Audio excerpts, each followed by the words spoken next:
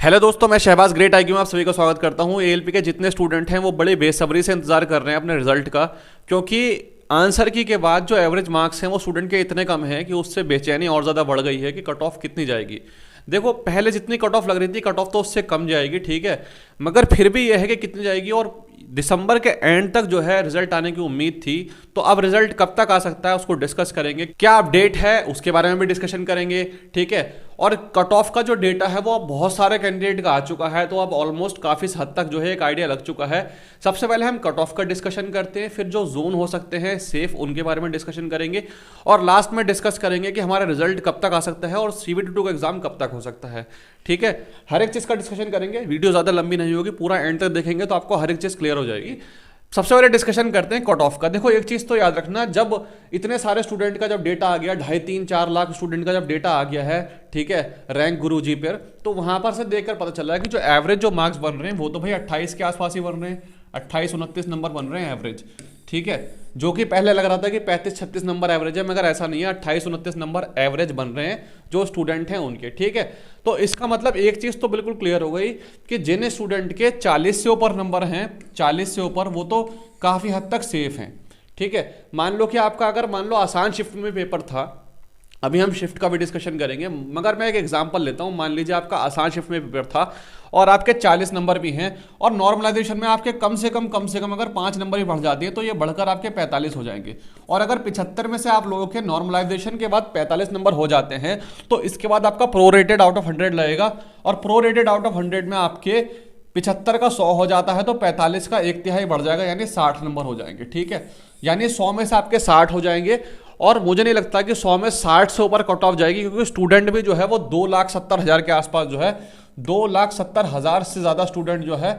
लिए जाएंगे CBT 2 को क्वालिफाई करने के लिए। यानी हम ये तो कह सकते हैं कि जिस स्टूडेंट के 40 से ऊपर मार्क्स हैं वो तो काफ़ी हद तक सेफ हो गया है, ठीक है। और 45-55 वाले तो बिल्कुल उनका सवाल पूछना ही टाइम वेस्ट करने वाली बात है। अगर किसी स्टूडेंट के 45-46 नंबर, 50 नंबर है और उसके बाद वो ये पूछ रहा है कि CBT 2 की तैयारी करूँ ना करूँ, तो वो तो टाइम वेस्ट कर रहा है, ठीक है। 40 से ऊपर जिसके स्टूडेंट के नंबर हैं आसान शिफ्ट में भी, तो वो अपनी तैयारी कर सकता है। अगर किसी का हार्ड शिफ्ट में, जैसे मान लो 25 की शिफ्ट में, 25 के फर्स्ट शिफ्ट में, सेकंड शिफ्ट में,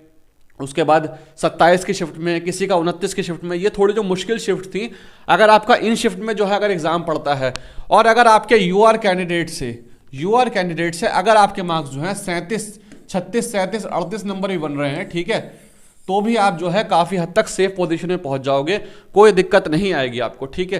थोड़ा सा जो डाउट रहेगा ना, थोड़ा डाउट वो रहेगा सिर्फ 34-35 जिसके नंबर है उनके, ठीक है, थोड़ा सा डाउट रहेगा, क्योंकि नॉर्मलाइजेशन होना भी बाकी है। 34-35 नंबर हैं तो वो बिल्कुल लाइन पर है, ठीक है। उनका थोड़ा सा डाउट है, मतलब जो है कि नॉर्मलाइजेशन में कितना बढ़ेगा, ये नॉर्मलाइजेशन उसके बाद रिजल्ट आने के बाद पता चलेगा। मगर हाँ, अगर आपके हार्ड शिफ्ट में 35, 36, 37 नंबर हैं तो आप काफ़ी हद तक सेफ हो जाओगे, और अगर आपके आसान शिफ्ट है और उसमें आपके 40 नंबर हैं तो आप काफ़ी हद तक सेफ हो जाओगे, कोई आपको दिक्कत नहीं मिलेगी। मैं ये यूआर कैंडिडेट का बता रहा हूँ, ठीक है। फिर आप अपनी अपनी कैटेगरी के हिसाब से 1-1, 2-2 नंबर वहाँ से कम कर सकते हैं, ठीक। 1-1, 2-2 नंबर का ही फर्क रहता है, कोई बहुत ज़्यादा फर्क रहता नहीं है ALP के एग्जाम में, क्योंकि 75 नंबर का ही आपका पेपर था। अब अगर हम बात करते हैं कि रिजल्ट कब तक आ सकता है और जो सेफ जोन हो सकते हैं वो कौन कौन से होते हैं, देखो सबसे पहले हम रिजल्ट का डिस्कशन कर लेते हैं कि देखो रिजल्ट के बारे में जो है यहाँ पर एक न्यूज़ आई थी अभी फिलहाल, जो है मैं अभी इसको सर्च कर रहा था, मैं काफ़ी जगह मैंने सर्च किया न्यूज़ में कि कहीं कुछ इसकी अपडेट मिल जाए इस तरीके की, तो हर जगह जहाँ भी मैंने चेक किया, चाहे वो इंडियन एक्सप्रेस हो, ठीक है, दैनिक जागरण हो, कहीं जितने भी होते हैं सब जगह मैंने जब यहाँ पे रिसर्च की, इसको चेक किया, तो वहाँ यही देखने को मिला कि ALP का जो रिजल्ट है वो आपका ज़्यादातर जो एक्सपेक्टेड हैं, देयर आर हाई, ठीक है, expectations that the results will be released January 2025, ठीक।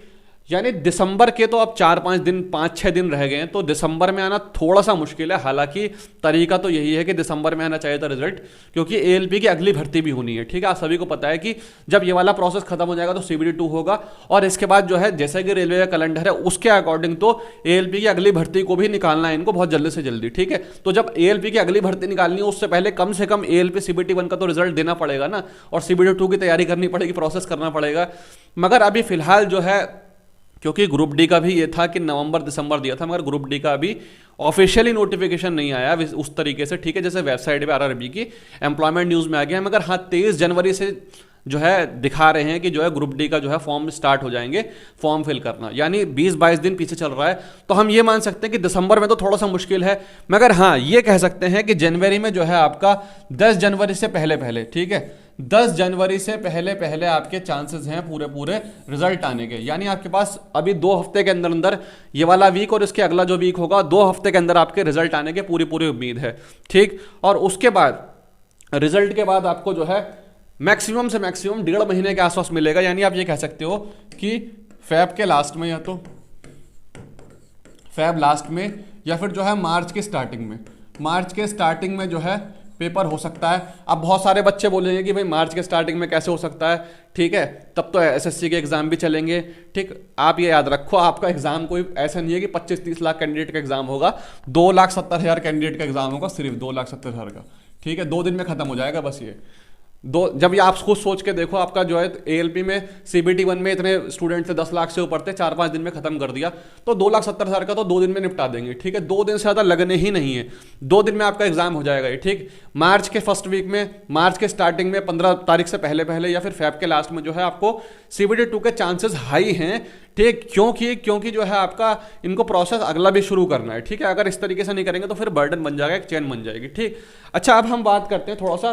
कि हार्ड से हार्ड जो जोन है, जो सेफ जोन है, और जो आपके जो थोड़े से मुश्किल जोन है, ठीक है, रेड जोन या ग्रीन जोन जिसको डिस्कशन करते हैं, वो कौन कौन से हो सकते हैं। देखो एक बात याद रखना, जो रेड जोन है आपके, जहां पर कट ऑफ थोड़ी हाई जा सकती है, तो कट ऑफ ऐसा नहीं है कि वहां पे कट ऑफ जो है 100 में से 70-75 जाएगी, ऐसा नहीं जाएगी, ठीक है। अगर आपका जो है रेड जोन में है तो कट ऑफ में 1 से 2 नंबर का, 2 या 2.5 नंबर का फर्क पड़ेगा, बस 2 नंबर से 2-2.5 नंबर से ज्यादा का फर्क नहीं पड़ेगा। मैं सीबीटी 1 की बात बता रहा हूं, हालांकि सीबीटी 2 में हो सकता है थोड़ा बहुत ऊपर नीचे हो जाए क्योंकि सीट्स का काफी फर्क है, ठीक। जैसे रेड जोन में आपके पटना है, मुजफ्फरनगर है, ठीक है, पटना है, मुजफ्फरनगर है, गोरखपुर है, तो ये जोन जो है थोड़े से इनकी कट ऑफ 1-2 नंबर बाकी जोन से ऊपर जा सकती है, ठीक है। बाकी जो ग्रीन जोन है, ग्रीन जोन में आपके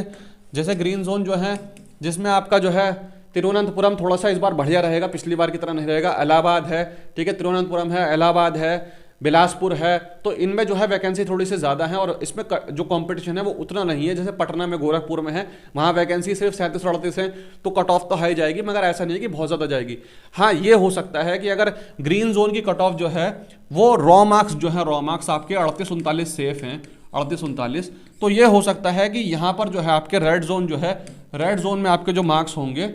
वो आपके मार्क्स 41 से 42 तक सेफ हों, ठीक है। इतना डिफरेंस तो हो सकता है, इतना डिफरेंस हो सकता है। अब ऐसा भी नहीं है कि कट ऑफ बिल्कुल